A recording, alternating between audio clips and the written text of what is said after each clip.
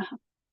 Hare Krishna to everybody. We continue to read Namacharya by Srila Haridasa Thakur. The scriptures and teachers of all true religions warn against false prophets outwardly cloaked as sheep, but inwardly possessing the consciousness of ravenous wolves. To detect the true identity of real sadhus, saintly persons, one must evaluate their words and actions for consistency and integrity.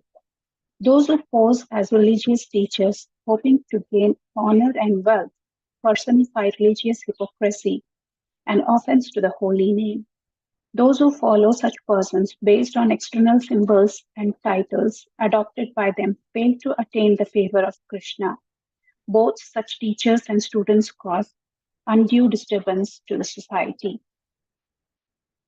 Thus, it is the duty of Vaishnavas to remain neutral while regarding the external markings of spiritual status and instead to seek the indications described by Shastra of an inner love for God.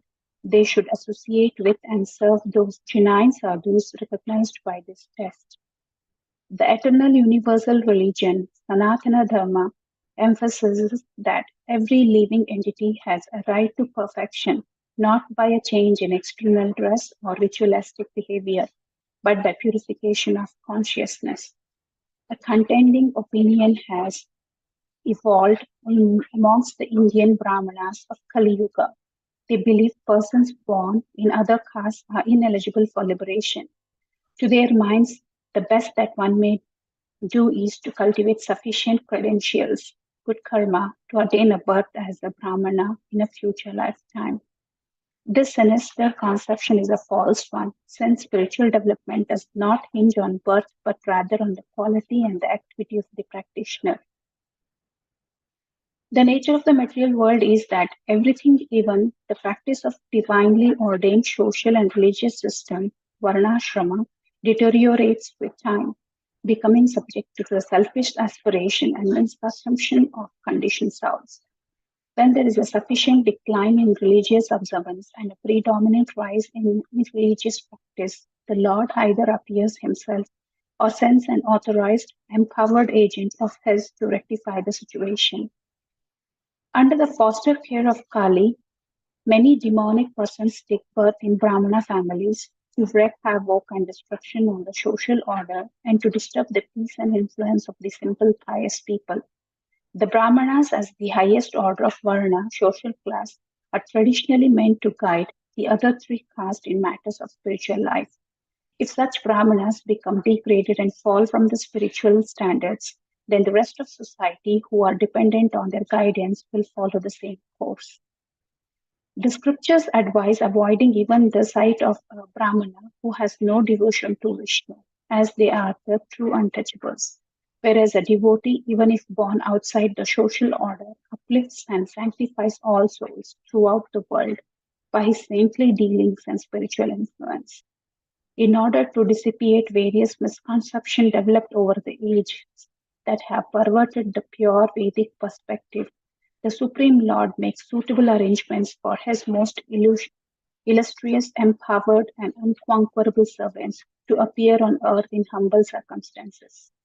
Thus, Lord Brahma, unto whom the Lord had first imparted Vedic knowledge from within his heart, from whose four mouths the four Vedas first vibrated in this universe, who bestowed upon Narada the Vedic wisdom which he repeated to the sage Vyasa, that best of the Brahmanas, the original Guru, father and co-creator of this universe, took birth in a family of the Islamic faith.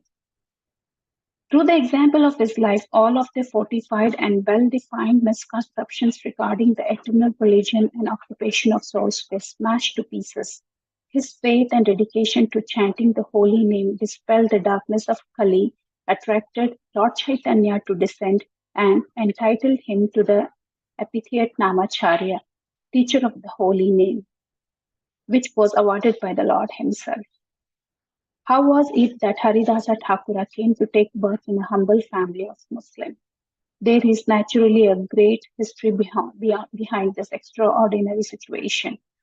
In the childhood pastimes of Krishna, an enormous serpent, the unconquerable Aghasura, who was considered the embodiment of intolerance and of cruelty, was effortlessly slain by the Lord.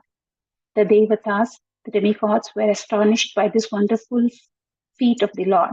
They had previously felt terrified when Agha merely glanced upwards. Brahma saw the potency of the Supreme Personality in Krishna, but he was bewildered by the intimate sweetness of loving exchanges between Sri Krishna and the Gopas, cowherd boys. Observing their picnics, Brahma noticed that the Gopas would taste the various delicacies packed by their mothers, and if a preparation was especially tasty, they would offer it to Krishna, who would lovingly eat their remnants. Um, I would like to stop here and just um, give a brief summary. So, the author is saying here that one should really be cautious to identify the real guru and not to fall on to prey for a false guru who is hoping to gain some honor and wealth in the society. And by following such persons, one may not able to reach the desired goal, uh, that is to attain Krishna's mercy.